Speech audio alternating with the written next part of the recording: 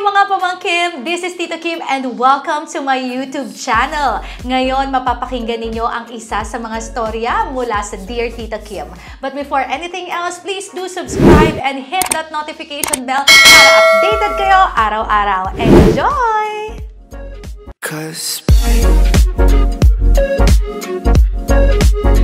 Chris, ilang taon ka na at taga saan? 26 years old from Bicol po. Ito po, ako po yung kanina nag-chat sa'yo talaga na sobrang deep inside, hindi ko pa rin ma-accept or hindi ko pa rin matanggap kasi hanggang ngayon, feel ko kasi meron pa. Pero yung pinapakita niya sa akin is iba. Ano ba? Ano ba nangyari muna? Sige, ito po nangyari muna. So, nag-start po ito nung lumuwas kami ng Manila. Lumuwas kami ng Manila, which is kailangan namin magtrabaho or maghanap ng ano kayo, magjowa kayo? Mag-asawa kayo? Magjowa pa lang po. Okay, tapos lumuwas kayo ng Maynila para magtrabaho, tapos? Siya muna ang unang lumuwas. Lumuwas siya ng August, tapos naghanap siya ng trabaho. Nagkaroon siya ng magandang trabaho sa sasabihin ko pa po niya. Wag na. O tapos? Nagtatrabaho siya ngayon sa magandang sa casino. Ayun. Okay, sa casino. O tapos? And after that, parang nung umpisang pumasok siya doon, parang nag-iba. Yung nawala. Yung parang nabiglang nawala yung relationship niya ng yung hindi na dati. Paano hindi na dati? Anong nangyari? Anong kahibahan ng noon at ngayon? Ayun, ito yung nagbago. Dati, napaka-sweet namin na palagi kami nag-uusap, even though sa text man yan or sa chat man yan, kahit saan, palaging may posting, palaging nag-update, di ba? Ganun po kami dati. Ngayon, nitong March lang, yan. Wala na. Isang buwan na walang posting. Wala na yung mga long messages na natatanggap namin. Wala nang natatanggap ko. Kasi ako yung palaging... So, yung problema mo is parang hindi na siya sweet sa iyo. Ganun ba? Opo. And then, ito po yung pinaka-sad na nangyari sa akin. Kasi nung time na yan, naglipat na kami kasi nag-live-in kami almost 3 months dun sa bahay ng kapatid niya. Live-in na daw kasi yun. Kasi magkasama kami sa isang bahay. Then we separate. Dapat nandun siya sa malapit sa trabaho niya. Then ako naman, malapit naman ako sa Taguig, sa pinagtatrabaho ko. Then after that, ayun, because nag-separate kami, hihira na lang ako magbisita. Pero even though may time pa naman ako, lahat naman, pinupuntahan ko siya, palagi ko siyang, kasi ako may oras ako. Kahit sabi ko, kahit yung pera ko na lang, iubos ko sa pamasahe para lang mapuntahan siya. Okay. So, ano yung pinakamabigat na talagang nangyari sa inyo? Ito yung pinakamabigat. Kasi, natuto siyang mag-sinungaling. What I mean, magtago, mag-delete, lahat ng yun. Kasi, naka-open naman yung account namin sa isa't isa. Open kami. So, ngayon, natuto siyang magtago. And also mag-delete ng mga messages na natuto siyang magtago ng mga messages sa'yo, pero wala ka namang nakita na meron siyang kabit or whatsoever. Meron akong nakita ang mga messages pero dinidelete niya kaagad. Meron kang mga nakikitang messages pero dinidelete niya agad. Tapos? Okay. And after that, sabi niya lang sa akin, okay, ito naman talaga yung karaniwang reason nila. Kasi ayaw nila magalit ako. Ako hanggang doon sa nang nabasa ko na yun, na siyempre, kasalanan ko ba po mag-overtake. Okay, so ngayon, ano, may nakita ka ba? May nakausap ka ba na nag-cheat talaga siya sa'yo? Ano talaga ang problema? Ayun nga po, parang nagbago na wala yung dating tapos dumating yung point na meron ng isang guy na sumusundo sa kanya, inahatid siya din sa kasi katrabaho niya. Okay, so may point na may naghahatid sundo sa kanya. Opo.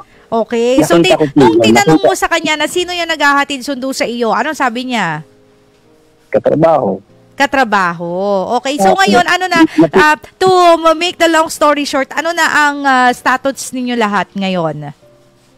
Ngayon, wala na po. Nawala na yung thesis namin. Pero kayo pa rin. Ay, hindi na po kami. Ngayon, ako nasa nagbibigay. Last week lang po kami nag-break up. So, bakit kayo nag-break? Yun nga, sabi niya sa akin, wala na. Kasi na-fill out love nga siya sa akin dati pa. So, ibig sabihin, kaya kayo nag-break kasi ayaw niya na sa'yo? Ganun ba, Yorn? Yun nga, isang araw lang biglaan lang sinabi niya, ayun na, ako hindi ko kasi natanggap. Kasi sa totoo lang, wala naman talaga akong reason para iwan niya. Parang ganun. Tapos, nang sinabi niya sa akin na biglaan, kasi magkasama kami ng isang araw. So, ibig mo sabihin, ganito lang, wait lang ibig sabihin, break na kayo kasi sinabi niya sa'yo isang araw na break na tayo, ayoko na. Pero para sa'yo, mahirap tanggapin kasi parang hindi ka na-prepare. Tapos, ang hirap tanggapin kasi parang bigay todo ko sa pagmamahal mo sa kanya. Ganun ba yon? Opo. Parang ganun kasi, hindi ko alam eh. Kasi palagi kang tinatanong sa sarili ko. Sa mali ba yun? Palagi kang tinatanong sa sarili ko, bakit? Ano ba yung pagkakamali na ginawa ko na parang isang araw lang, isang minuto lang sinabi niya, wala na, tapos na. Okay, so natapos na nga po ang kanilang relasyon. So ngayon, ano ang gusto mong itanong sa akin, kuya? Tanong ko lang po ano yun, nasisin niya pa naman lahat yung nakablock na kasi ako sa kanya lahat eh. Ngayon, yung sa Instagram na lang talagang parang hindi naman kami nag-uusap, sinisin lang lahat ng messages ko. Okay, so ngayon, ano ang gusto mong mangyari? Anong gusto mong itanong sa akin? Ang gusto ko lang itanong sa'yo, paano ba yung parang good ways ko para mag-step forward, para tumira-diretso na? Kasi ang hirap na nasa point na ako ng, papunta na, nakaurong na ako, pero once na lumunod na ako, parang hinahatak pa rin ako ng past, yung mga memories namin. Okay, so naintindihan ko. Napakalungkot nga naman talaga, Kuya Eddie, no? Napakalungkot naman talaga na nangyari sa iyo, di ba? Kasi naintindihan ko sa tono pa ng pananalita mo, talagang mahal na mahal mo talaga yung girlfriend mo. Just that, siguro yung girlfriend mo, no, ito yun, no, siguro yung girlfriend mo, nung time na nandito na siya, hindi niya rin naiwasan na magmahal ng iba for reasons we do not know. Hindi ko rin alam kasi hindi ko naman kayo kilala, di ba? So, siguro ang gusto ko na lang sabihin sa'yo is yung para sa'yo na lang, hindi na doon para sa girl. Una sa lahat is that kailangan talaga nating tanggapin. Tanggapin na nagmahal tayo pero yung taong minahal natin, hindi na kayang suklian ng pagmamahal, yung pagmamahal na binigay natin. 'Di ba? Kailangan na lang talaga nating tanggapin 'yun. May mga ganun talaga eh. Huwag tayong mag-expect na lahat ng mga ibinigay natin ay ibabalik sa atin. Bagkus, kapag tayo ay nagmamahal ng isang tao, mag-expect tayo na baka there is a possibility na hindi niya ibalik sa atin 'yun para hindi tayo mag-expect ng so much. 'Di ba? Pero ikaw kasi nag-expect ka kasi syempre magjowa kayo eh, 'di ba? Alam ka naman ikaw lang nagmamahal tapos siya hindi. Pero sabi mo nga parang may mga preparations na kaya siguro madali na lang sa kanya na i-let go ka kasi baka may kapalit. Whether it's true or not, what we need to do is accept. I-accept natin na nagmahal tayo pero yung taong gusto natin, hindi tayo kayang mahalin katulad ng pagmamahal natin. Kailangan natin tanggapin. Everything begins and ends in acceptance. Kung hindi natin matatanggap yung nangyari, hindi talaga tayo makakapag-move on, di ba? So, nasa acceptance na ako, nasa acceptance stage na ako. Tapos, parang ha-attacking ulit ako ng yung mga memories ba? Kasi umuwi na ako sa probinsya namin ngayon. Okay, kasi so wait lang ha. I'll stop you from there. I get you. Na parang naaalala mo pa rin yung mga memories mo. That is given and that is normal, kuya. Normal naman talaga yun. Na hindi naman porke accept na natin ang isang bagay, hindi na natin maaalala ang tao. Talagang lagi nating maaalala yun. Lagi pa rin tayong maiiyak. Lagi pa rin tayong mahihirapan. Hindi porke in-accept na natin isang bagay, hindi na tayo malulungkot. Okay? Let me just stop you from there. Kasi baka in-expect natin kapag in-accept na natin yung situation, hindi na tayo masasaktan. No. When we accept the situation, it doesn't mean to say na mawawala na ang pain, mawawala na ang sakit. In fact, the memories will always come back. Umaga, tanghali, gabi, oras-oras, minuto, maiisip mo pa rin ang tao kahit natanggap mo na. That is given. You know, the best thing that we should do right now is to respect time. Oras. Kasi hindi naman yan mag-iilom ng mabilis lang na bukas kapag inaccept ko na kailangan wala na yung sakit Hindi ganon. Diba? We should respect time. Respetuhin natin yung oras. Hindi pa talaga yan gagaling ngayon. Lalo pa several weeks pa lang or 2 weeks ago pa lang. Simula na nag-break kayo tapos mahal na mahal mo. Diba? Hindi pa talaga. Alam mo, kasabay ng pag-accept mo is iiyak mo. Iiyak mo, ilabas mo. Kung nalulungkot ka, nalulungkot ka. Kung naiiyak ka, naiiyak ka. Diba? Pero ito ang isang bagay na hindi mo dapat gawin. Ito lang ay advice ko sa'yo. Isang bagay na hindi mo dapat gawin dyan is yung i-push at ipilit mo pa rin ang sarili mo sa taong umayaw na sa'yo. Diba? Yung, labawa, lang sa Instagram, diba? Normal lang naman na i-block ka ng tao. Mas maganda nga na kapag nang-move on ka, naka-block lahat ng pinag-move onan mo. Lahat po ng communication namin. So, sa call, sa number, sa Facebook, lahat. Sa Instagram niya lang talaga ako Kasi, sa totoo lang po, ba't sa Instagram din niya ako nag-block? Parang may something din na pumapasok sa ulo ko na, bakit dito hindi? Okay, diba? So, ayan, Kuya Chris, diba? Bakit mo iniisip na may something dahil hindi ka niya binlock sa Instagram, nag-iisip ka pa rin ng something? I-stop lang kita dyan, nagtitira ka pa rin kasi ng hope sa sarili mo. Hindi ka talaga makakapag-move on kasi iniisip mo, ay, baka mahal niya pa rin ako kasi hindi niya ako binlock sa Instagram. Diba? Nagtitira ka ng maliit na hope, kaya mahihirapan ka talagang mag-move on.